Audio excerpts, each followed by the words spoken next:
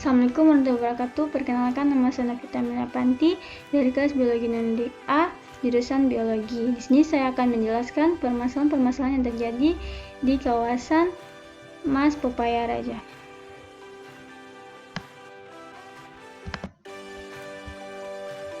Sumber daya alam adalah unsur-unsur hayati di alam yang terdiri dari sumber daya alam hayati dan sumber daya alam hewani, yang bersama unsur non-hayati di sekitarnya secara keseluruhan membentuk ekosistem.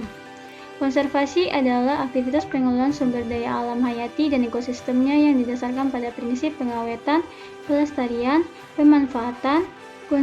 Konservasi sumber daya alam hayati yaitu pengelolaan sumber daya alam hayati yang pemanfaatannya dilakukan secara bijaksana untuk menjamin kesinambungan persediaannya dengan tetap memelihara dan meningkatkan kualitas keanekaragaman lainnya. Tujuan konservasi. Yang pertama, terjaganya kondisi alam beserta lingkungannya, yang berarti upaya konservasi dilakukan dengan memelihara agar kawasan konservasi tidak rusak.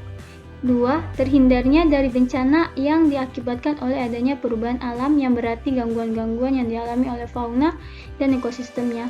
Yang ketiga, mampu mewujudkan keseimbangan lingkungan baik makro maupun mikro, yang berarti dalam ekosistem terhadap hubungan yang erat antar makhluk hidup namun makhluk hidup dengan lingkungannya.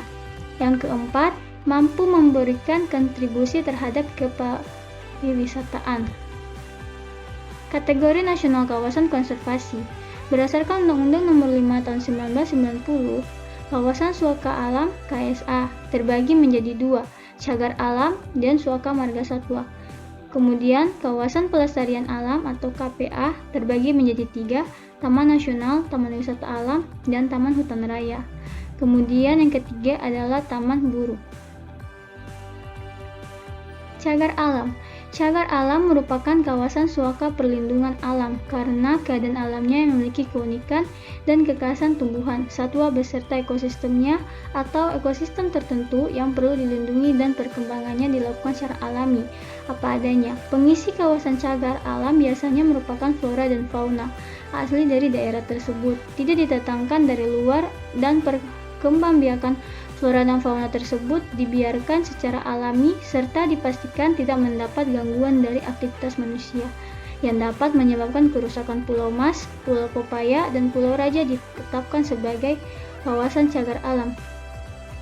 Berdasarkan surat keputusan penetapan atau penunjukan GB nomor 9 STBL 626 tanggal 17 Oktober 1939 menerangkan bahwa ketiga pulau itu beralih status menjadi kawasan cagar alam Mas Pepaya Raja sejak masa pemerintahan Hindia Belanda tahun 1939.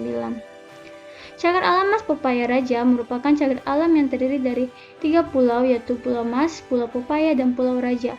Kawasan ini terletak di Kabupaten Gorontalo Utara.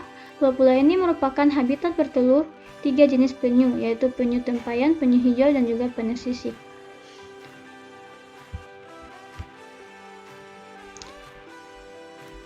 Salah satu pulau yang menjadi kawasan cagar alam di Kabupaten Gorontalo Utara adalah Pulau Pepaya.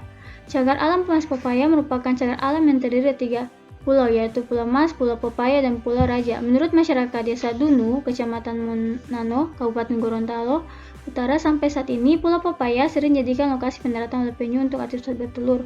Penyu-penyu yang sering dijumpai menurut pengelolaan kawasan cagar alam Mas Pepaya Raja ada 4 jenis penyu dari 6 jenis penyu yang berada di perairan Indonesia, yakni penyu hijau, Selonia midas, penyu sisik, Eretmichelys imbricate, penyu belimbing, Dermocelis cereus, dan juga penyu tempayan, Sareta sereta.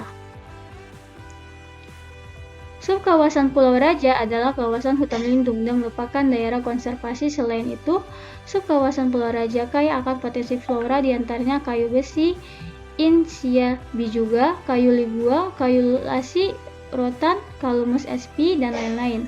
Fauna yang beraneka ragam diantaranya kelelawar, Chiroptera, penyu hijau, Selonia midas, penyu belimbing, Dermocelis cereus, biawak, Varanus salvador, raju udang, Alcedo sp, dan juga burung gosong Megapodius kami. Berdasarkan uraian teori bahwa subkawasan Pulau Raja berada dekat dengan garis ekuator, dan kekayaan jenis kelelawar tertinggi berada di wilayah ekuator tersebut. Di atas serta informasi dan inventarisasi tentang keberadaan kelelawar pulau-pulau yang ada di daerah sekitar Gorontalo belum ada. Potensi kawasan ini antara lain keanekaragaman jenis flora dan fauna serta pemandangan pantai pasir putih yang indah. Flora dan fauna diantaranya komunitas mangrove, Nantu Palaguim sp, kayu raja, manggis hutan, Garcinia sp, pandan, cemara laut, beberapa spesies angger, elang laut, Haliatus leucogaster, kelawar, raja udang, bangau laut, burung gosong Filipina, dan ular sanca. Untuk permasalahan-permasalahan terjadi di kawasan Pulau Mas Pepaya Raja, yang pertama adalah permasalahan politik. Untuk permasalahan politik, Pulau Mas Pepaya Raja belum ada sentuhan dari pihak atau lembaga tertentu yang tidak memiliki wewenang ataupun kepentingan. Pulau Mas Pepaya Raja memiliki akses yang sangat ketat dan terjaga ketika akan masuk ke dalam pulau ini, sehingga susah untuk dimasuki oleh beberapa orang yang tidak memiliki kepentingan. Karena di Pulau Mas Pepaya Raja, jika ingin memasuki pulau ini harus memiliki surat-surat perizinan tertentu. Jadi banyak orang-orang yang tidak memiliki kepentingan dilarang untuk masuk. Untuk permasalahan ekonomi, keindahan bawah laut di Pulau Mas Pepaya dan Raja sangat mempesona, terumbu karangnya sangat bagus sehingga menjadi tempat penyu-penyu sering bermain. Namun di beberapa titik, sebagian besar terumbu karangnya hancur. Aktivitas pemboboman ikan yang dilakukan oleh nelayan setempat adalah penyebabnya. Pengoboman ikan itu terjadi sejak beberapa tahun lalu, dan sekarang sudah sering dilakukan patroli dari Palarut. Namun, dampak kerusakannya masih bisa dirasakan hingga saat ini. Pengoboman ikan oleh nelayan dari wilayah lain yang mengakibatkan hancurnya terumbu karang serta terganggunya rantai makanan di laut tersebut. Upaya yang dapat dilakukan untuk mencegah dan menangani permasalahan tersebut adalah pertama, mengingatkan bahaya penggunaan bom ikan, mengingatkan bahwa penggunaan bom tersebut melanggar hukum, merampas bom ikan yang akan digunakan, serta melaporkan kepada pihak berwajib. Dasar perlindungan kawasan. Undang-Undang Nomor 5 Tahun 1990 tentang konservasi sumber daya alam, hayat dan ekosistemnya. Pasal 19 menjelaskan 1. Setiap orang dilarang melakukan kegiatan yang dapat mengakibatkan perubahan terhadap keutuhan kawasan suaka alam. 2. Ketentuan sebagaimana dimaksud dalam ayat 1 tidak termasuk kegiatan pembinaan habitat untuk kepentingan satwa di dalam suaka marga satwa.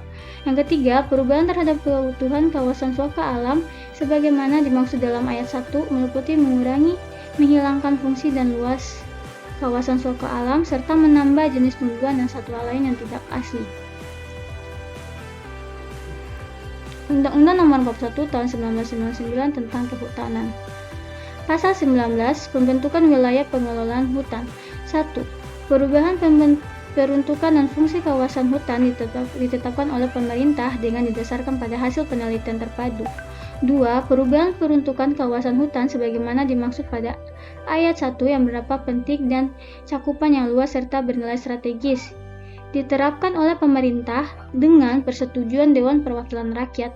Yang ketiga, ketetapan tentang tata cara perubahan peruntukan kawasan hutan dan perubahan fungsi kawasan hutan sebagaimana dimaksud pada ayat 1 dan 2 di luar dengan peraturan pemerintah.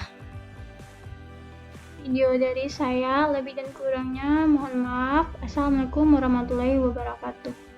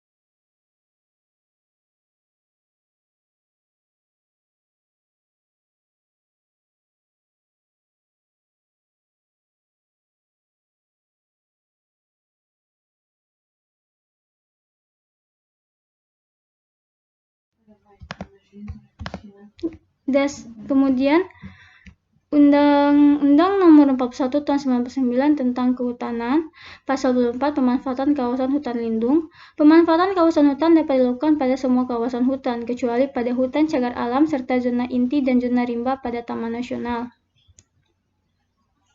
Pasal 25 Pemanfaatan Kawasan Hutan Lindung. Pemanfaatan kawasan hutan pelestarian alam dan kawasan hutan suaka alam serta taman guru diatur sesuai dengan peraturan perundang-undangan yang berlaku. Pasal 26 Pemanfaatan Kawasan Hutan Lindung. Pemanfaatan hutan lindung dapat berupa pemanfaatan kawasan, pemanfaatan jasa lingkungan, dan pemungutan hasil hutan bukan kayu. Yang kedua, pemanfaatan hutan lindung dilaksanakan melalui pemberian izin usaha pemanfaatan kawasan, izin usaha pemanfaatan jasa lingkungan, dan izin pemungutan hasil hutan bukan kayu. Pasal 46 Perlindungan Hutan dan Konservasi Alam. Penyelenggaraan perlindungan hutan dan konservasi alam bertujuan menjaga hutan, kawasan hutan, dan lingkungannya, agar fungsi lindung, fungsi konservasi, dan fungsi produksi tercapai secara optimal dan lestari. Pasal 47 Perlindungan Hutan dan Konservasi Alam. Perlindungan hutan dan kawasan hutan merupakan usaha untuk 1. Menjaga dan membatasi kerusakan hutan, kawasan hutan, dan hasil hutan yang disebabkan oleh buatan manusia, ternak, kebakaran, daya-daya alam, hama, serta penyakit, dan 2. Mempertahankan dan menjaga hak-hak negara masyarakat dan perundangan atas hutan, kawasan hutan, hasil hutan, investasi, serta perangkat yang berhubungan dengan pengelolaan hutan. Pasal 48 Perlindungan hutan dan konservasi alam. 1. Pemerintah mengatur perlindungan hutan baik di dalam maupun di luar kawasan hutan. 2. Perlindungan hutan pada hutan negara dilaksanakan oleh pemerintah. Ketiga, pemegang izin usaha pemanfaatan hutan sebagaimana dimaksud dalam Pasal 27 dan Pasal 29, serta pihak-pihak yang menerima wewenang pengelolaan hutan sebagaimana dimaksud dalam Pasal 34, diwajibkan melindungi hutan dalam area kerja. Keempat, perlindungan hutan pada hutan hak dilakukan oleh pemegang haknya. Kelima, hutan menjamin pelaksanaan perlindungan hutan yang sebaik-baiknya. Masyarakat diikutsertakan dalam upaya perlindungan hutan. Yang keenam, ketentuan lebih lanjut sebagaimana dimaksud pada ayat 1, ayat 2, ayat 3, ayat 4, dan ayat 5 diatur dengan peraturan pemerintah. Sekian video dari saya, lebih dan kurangnya mohon maaf. Assalamualaikum warahmatullahi wabarakatuh.